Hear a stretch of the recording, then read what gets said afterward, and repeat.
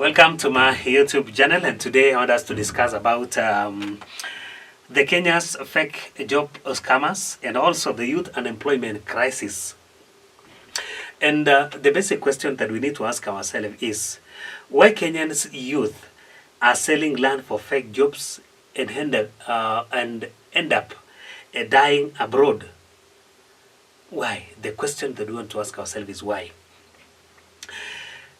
Let's look at the story of a guy from Nakuru County. His name is David, a 24-year-old graduate from Nakuru County. And for a month now, he searched for a job, but nothing. Then an agent promised him a high-paying job in Dubai. It's reported that he sold his family's land, paid amount of 800,000 Kenya shillings, only to end up being trapped in a house with 30 other Kenyans. Passports were seized, forced to work like a slave, and this is just but a predicament that most youths underwent in searching for these jobs abroad. But remember, David's story isn't a rare one. In fact, it's happening to thousands of Kenyans right now. So why are fake jobs scam exploding in our country? And who is really to be blamed? Let's break it down.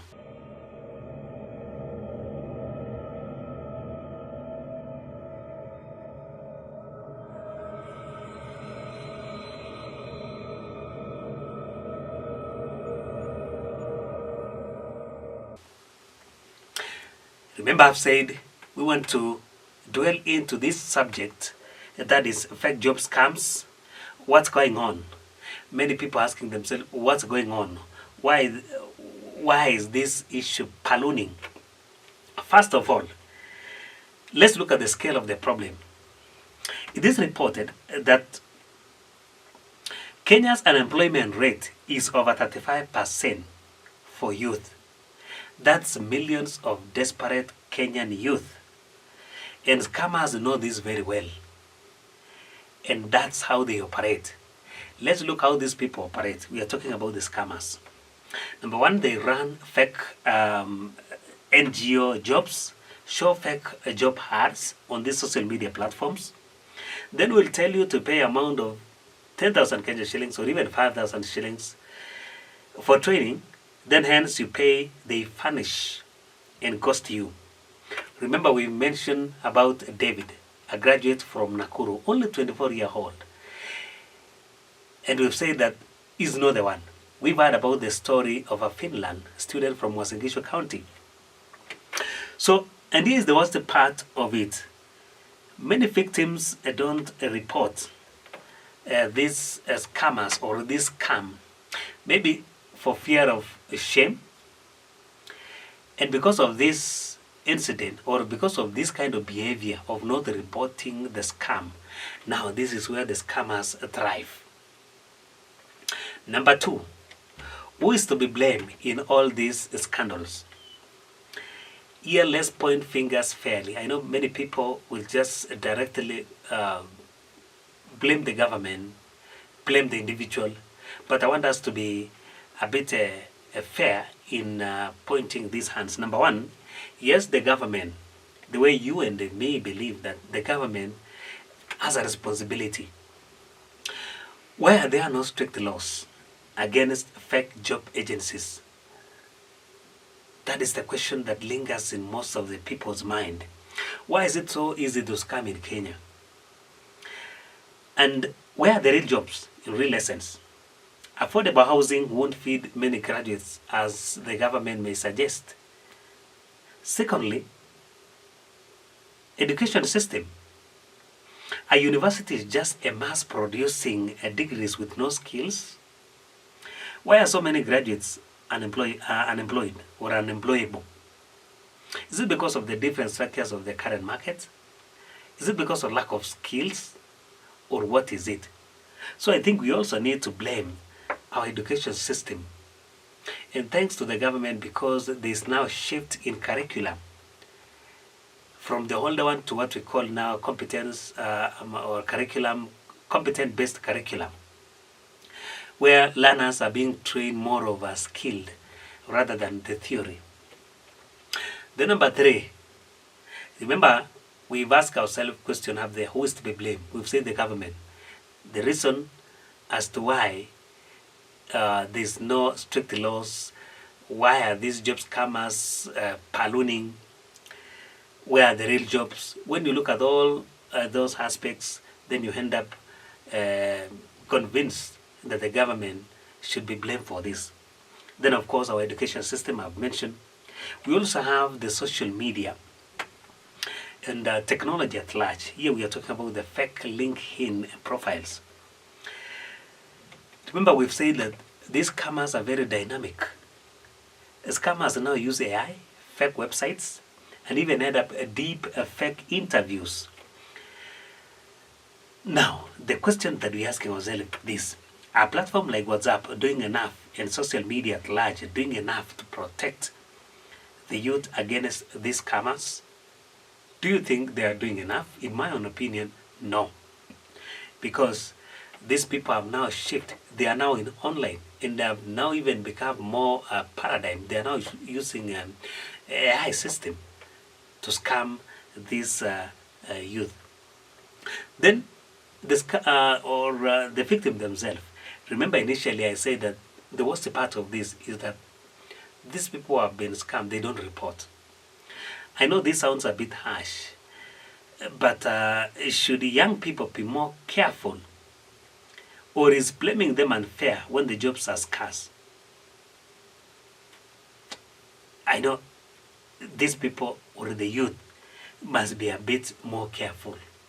Remember, social media has come forcibly, and it's within our reach. Anytime you open a gadget, be it a laptop, mobile phone, what you see is a popping advert, and probably about the scam. So they should be a bit more careful. Now, who's to be blamed? In my own opinion, are those 4 stakeholders. I'm talking about the government, scammers, victims, and maybe education system, in my own opinion. But are there any solution to this? Yes, in my own opinion, there is a solution that could assist in affording this challenge. Number 1, strict laws. And why is it there a national disaster or verified employees? We must have a strict laws.